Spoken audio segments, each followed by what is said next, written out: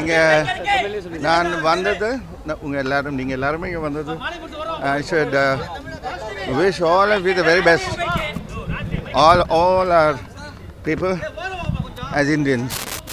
அது நம்ம எல்லோரும் நம்மளுடைய கடமையை செஞ்சுட்டு இருப்போம், செய்வோம். And you might be wondering, கொஞ்சம் லிம்ப் பண்ணுறாரு. I had a small accident and that's it, needs a surgery. But அதையும் தாண்டி I just want to come and which is more இம்பார்ட்டன்ட்னா இட்ஸ் அவர் கண்ட்ரி. இந்த தேர்தல் என்பது நாட்டினுடைய பிரதமரை தேர்ந்தெடுக்கக்கூடிய தேர்தல்.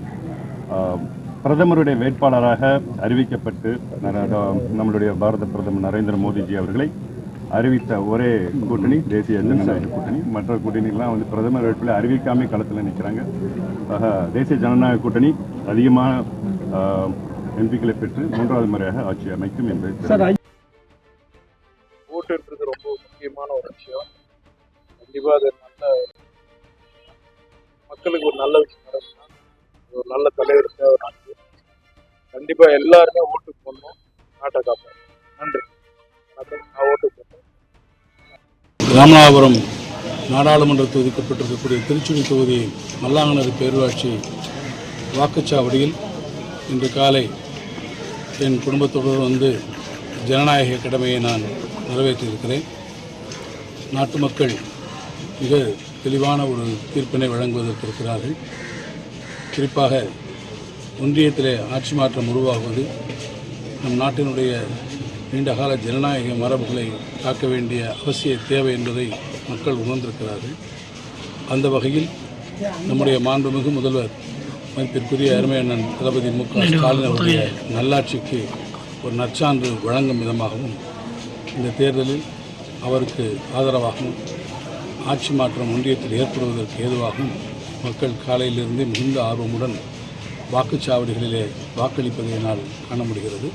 இது நிச்சயமான ஒரு ஒன்றியத்தில் ஒரு மாற்றத்திற்கான தேர்தலாகவும் முடிவுகளாகும். ஒரே மூச்சில் நடைபெற இருக்கிறது. இன்னைக்கு காலையில் முதல் ஓட்டு நான் போட்டுடணும். எனக்கு திண்டிவனத்தில் தான் என்னுடைய ஓட்டு உரிமை இருக்கிறது. நான் இங்கே வாக்கு செலுத்தும் உரிமை எனக்கு இங்கே இருக்குது. அதனால் இங்கே போட்டிருக்கேன். இப்போ கிளம்பிட்டு இப்போ தருமபுரியில் நான் போட்டியிடுவதால் அங்கே வேட்பாளராக நாங்கள் போகணும்.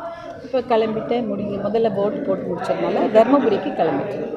இந்தியா கூட்டணி மகத்தான வெற்றி பெறும். 40 நாடாளுமன்ற தொகுதிகளிலும் மகத்தான வெற்றி பெறும். அதேபோல இந்தியா முழுவதும் இந்தியா கூட்டணி 400 தொகுதிகளில் வென்று தலைவர் ராகுல் காந்தி அவர்கள் பிரதமர் ஆவார்கள். காங்கிரஸ் கட்சியின் வேட்பாளராக கை சின்னத்தில் போட்டியிடும் எனக்கு போகிற இடமெல்லாம் மக்களுடைய மகத்தான அன்பும் வரவேற்பும் மிகுந்த நெகிழ்ச்சியை கொடுத்தது.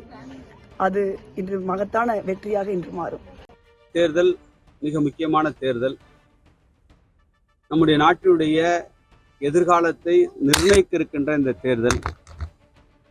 இந்த தேர்தலில் மக்கள் மிகுந்த ஆர்வத்தோடும் விழிப்புணர்வோடும் சுய சிந்தனையோடும் தன்னுடைய வாக்குகளை காலை 7 மணியில் ஆரம்பித்து அனைத்து பகுதிகளிலும் மிக விறுவிறுப்பாக தங்களுடைய வாக்கை அவர்கள் பதிவு செய்து கொண்டிருப்பது ஒரு மிகுந்த மகிழ்ச்சியை கொடுத்து கொண்டிருக்கின்றது.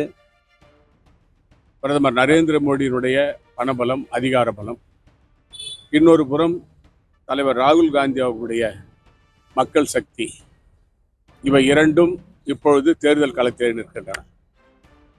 இந்திய நாட்டு சரித்திரத்திலே மக்கள் சக்தி தான் வென்றதாக இதுவரை நடைமுறையில் இருந்து வருகிறது.